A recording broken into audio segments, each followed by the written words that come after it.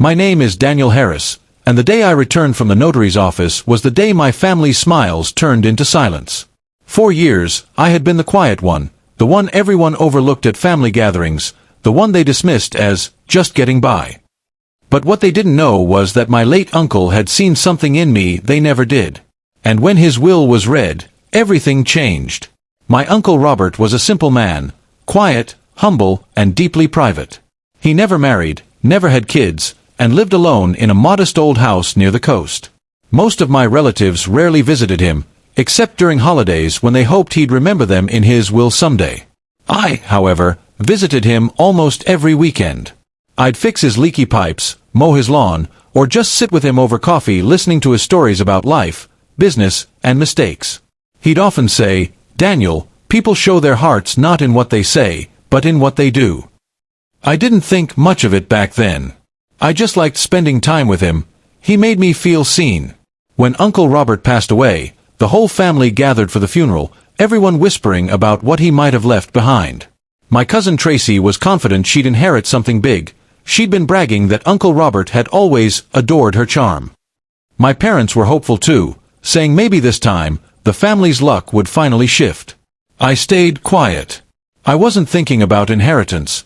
I was thinking about how much I missed the old man. A week later, I received a letter from a notary office downtown, asking me to come in for the official reading of the will. I assumed everyone in the family got one. But when I arrived, it was just me. The notary, a polite man in a gray suit, handed me an envelope and said, "Your uncle was very specific. He wanted me to read this to you personally." He unfolded the letter and began, "To my nephew Daniel, you were the only one who ever treated me like more than an old man with money. You never asked for anything, and that's exactly why I leave you everything." Then he listed it out: 4 fully paid apartments in the city, a substantial savings account, and the deed to his coastal home. My hands shook as the notary looked up and smiled softly. "He trusted you, Mr. Harris. Congratulations." I walked out of that office numb. Not because of the inheritance, but because of the weight of it. Uncle Robert had left me his life's work, and with it, his faith.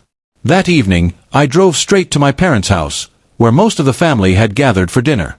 The smell of roast chicken filled the air, laughter echoing through the rooms. My mother smiled when she saw me.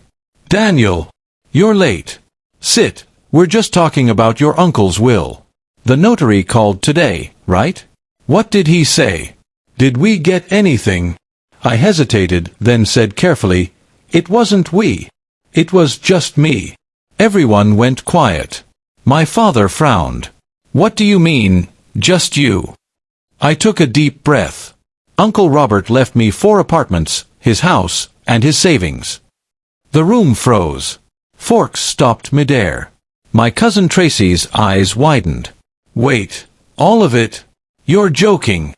"I wish I were," I said softly. Then came the laughter, sharp, disbelieving laughter from my mother. "Daniel, stop it. That's ridiculous. He wouldn't leave everything to you. He loved all of us."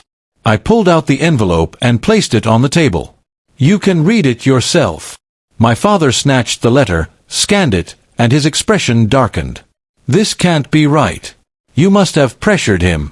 You were always hanging around him, probably to get into his will." I felt my throat tighten. "I was there because he asked me to be. Because I cared." Tracy scoffed. "Oh, please. You, of all people. You barely have a real job. Why would he trust you with all that?" I looked at her calmly. "Maybe because I never asked him for anything." The air turned thick with tension. My parents started arguing, not with me, but with each other. "We helped Robert for years," my mother cried. "We deserved something." My father slammed his hand on the table.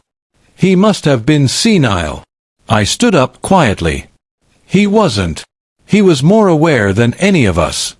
He knew who was real." I left the house before they could say more. That night, my phone buzzed endlessly. Calls, messages, accusations. My father demanded I do the right thing and split everything fairly. My cousins hinted that I was selfish. Even my mother called, crying, saying, "We're family, Danny. Family shares. I didn't reply. For weeks, the guilt weighed on me.